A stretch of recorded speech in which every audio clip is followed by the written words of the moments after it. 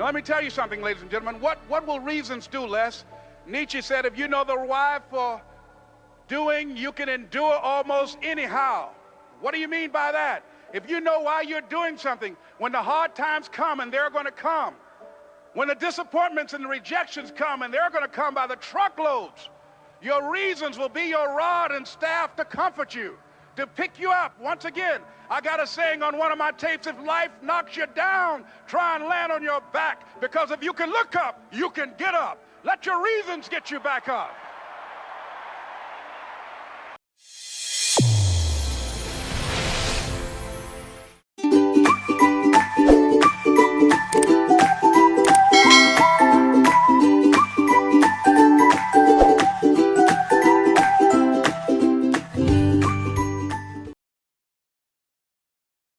It's not over until I win.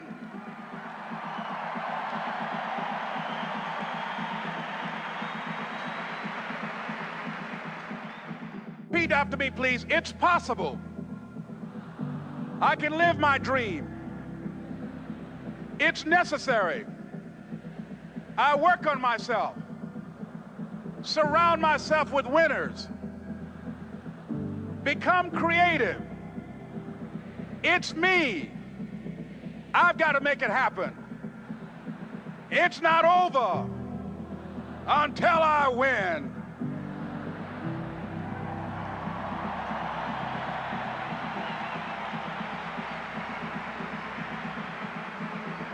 The next thing that's important to know, yes, it's possible that you can choose your future and direct the course of your life as you run toward your dream.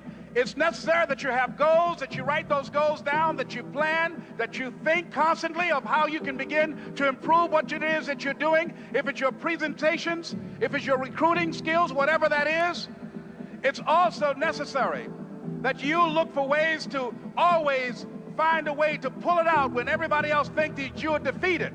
That you've got to take personal responsibility to know that in order to become successful, you've got to make it your personal business to do it. But the next thing, ladies and gentlemen, I want to share with you that some of you already know that it's hard. It's not easy. It's hard changing your life. It was hard when just over 3 years ago, in the Penobscot building in Detroit, Michigan, where I was operating my business, and I fell on some hard times, and I was sleeping in my office. It was hard coming into the lobby, and the security said, "Excuse me, Mr. Brown, can we see you for a moment?" And I said, "Yes," and I walked up to the counter, and he gave me an envelope. And he said, "Would you mind reading it here?" And I opened the envelope, and the envelope was from management that said, "This is an office tower. It's not a hotel. Please do not sleep in your office." And I said, "Excuse me, sir." I said, "I just work long hours in creating my business. I'm an entrepreneur. And right now things are bad for me, but they're not going to be this way always. And I just asked for the opportunity to continue to operate like I'm doing. I'm not trying to make this my home." And it was hard coming through the lobby. And sometimes they would laugh. There's a guy talking about becoming successful. And look at him. He's bathing in the bathroom upstairs on the 21st floor. He sleeps on the floor. Him and 2 other dreamers up there. Look at him. It was hard, ladies and gentlemen, coming to speak to people. And I was facing financial difficulties in my own life. I was behind on my bills and my dreams, and I'm saying to them, you can live your dream. It was hard, ladies and gentlemen. It was very difficult to pick myself up each day believing that I could do it. There were times that I doubted myself. I said, "God, why is this happening to me? I'm just trying to take care of my children and my mother. I'm not trying to steal or rob from anybody. Why did this have to happen to me?" It was very hard. And here's what I want to say to you. For those of you that have experienced some hardships, don't give up on your dream. No one could have convinced me by holding on, by continuing to push forward, by continuing to run toward my dream, that one day I would have my own talk show. It's a long shot, ladies and gentlemen, from Liberty City, an abandoned building on a floor, never knowing my mother or father. It's a long shot. Being here with you today in this dome in Atlanta, it's a long shot. No college training, labeled educable, mentally retarded, but I kept running toward my dream.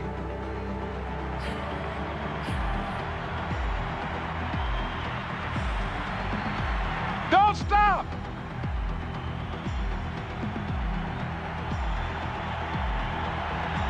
Don't stop.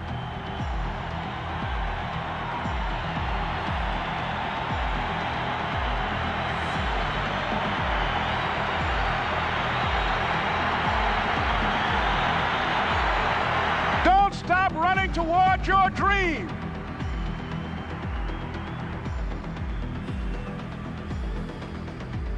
It's very important as you hold on to that dream. There are moments when you're going to doubt yourself. There are rough times are going to come, but they have not come to stay. They have come to pass. It's very important for you to know that. Don't say I'm having a bad day. Say I'm having a character building day.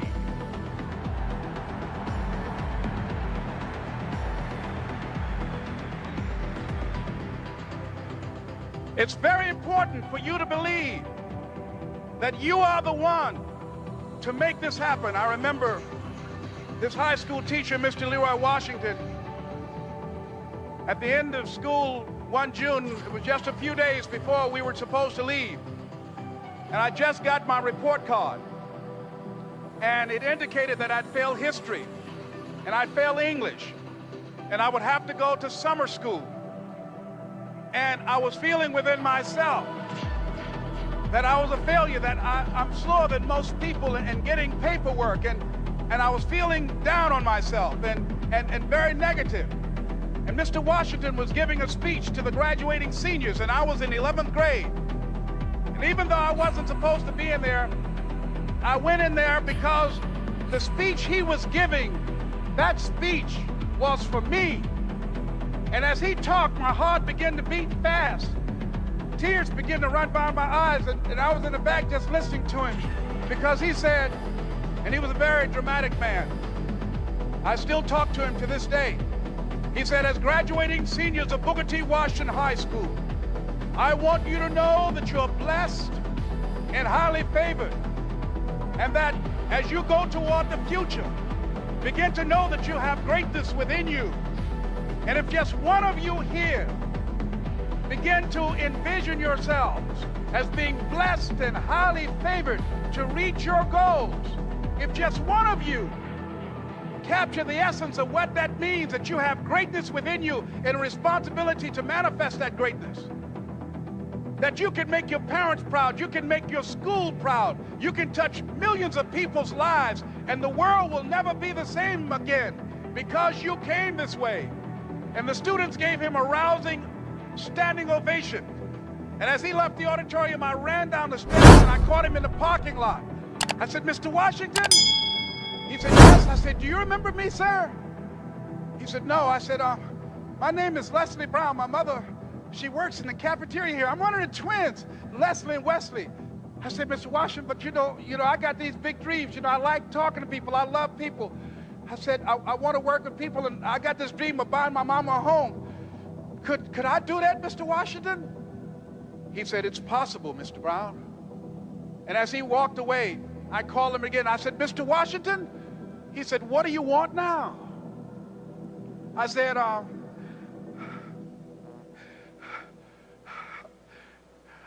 I'm the one, sir.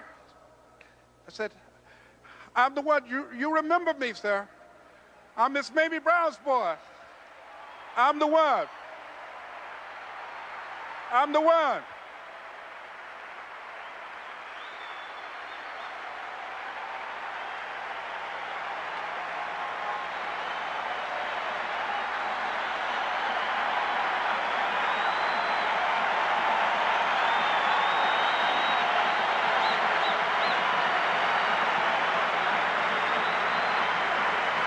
And you must feel that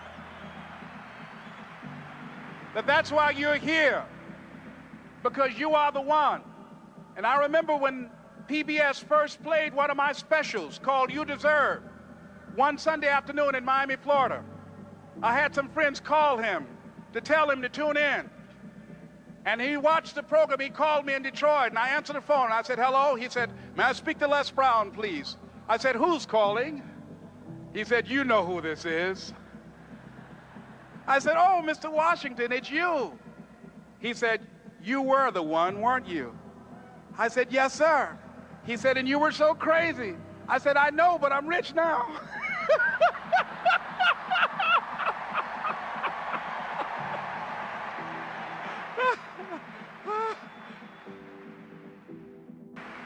Ladies and gentlemen, it's not going to be easy. It was hard laying on the floor of the Penobscot building, looking out of the window, daydreaming, saying, Les, can you do this? Can you make this happen? I used to listen to tapes day in and day out about See You at the Top, my great friend Zig and Dennis Waitley and different other motivational speakers and Dr. Norman Vincent Peale. And Dexter saying, don't let nobody steal your dream. I used to ask myself, can I do this? And something said within me, you're the one. You're the one. And let me tell you something, ladies and gentlemen. While you're here, and before you go back home to your respective cities and communities, write down at least 5 reasons on why you deserve your dream, on why you won't give up, what's going to make you unstoppable, why you must be unreasonable, because logical, practical thinking says you can't do it today. But if you want to produce unreasonable results in your life, like living your dream and taking charge of your destiny, you've got to be an unreasonable person. You've got to be an uncommon person. So write down the reasons of why you're here. My first major goal was to buy my mother a home. And let me tell you something, ladies and gentlemen. What will reasons do, Les? Nietzsche said, if you know the why for doing, you can endure almost anyhow. What do you mean by that? If you know why you're doing something, when the hard times come, and they're going to come, when the disappointments and the rejections come, and they're going to come by the truckloads, your reasons will be your rod and staff to comfort you, to pick you up. Once again, I got a saying on one of my tapes, if life knocks you down, try and land on your back, because if you can look up, you can get up. Let your reasons get you back up.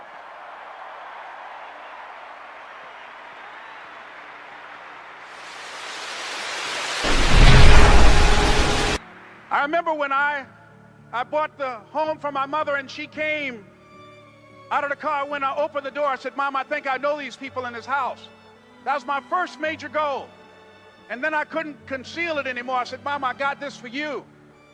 And as she went from room to room, looking at the house and saying, thank you, Jesus. Thank you, Lord. No one ever could have convinced me that this could have happened to me. And she looked at me, she said, Leslie, and you caused me so much problems as a boy. You were always into stuff. She said, no one could have convinced me that day when I walked in that house and this lady was holding you and your brother. And she said, ma'am, I want you to promise me 2 things. And she said, what is it? She says, 1, promise me that you won't separate them. She said, I want them raised together. I want them to know each other. I got pregnant while my husband was away in the war, and I can't keep them. Promise me that you won't separate them. She said, I promise I won't. I've never had children. I promise I won't separate them. And she said, promise me that you'll never tell them about who I am, because if my husband ever found out, he would kill me. She said, I promise. And she said that she gave them to us, and she kind of cried, and she was walking out the door, and she looked at my adopted mother. She said, remember, don't you separate them. She said, I swear to God, I won't separate them. I'll keep them together. And she said, as I held y'all in my arms, I never had any children of my own. I didn't know how I was going to do it, but I knew with the help of God, I will do it. And ladies and gentlemen, my mother had a dream of having children and raising us. She didn't know how she was going to do it. you're going to be just like that. And some of you are already there.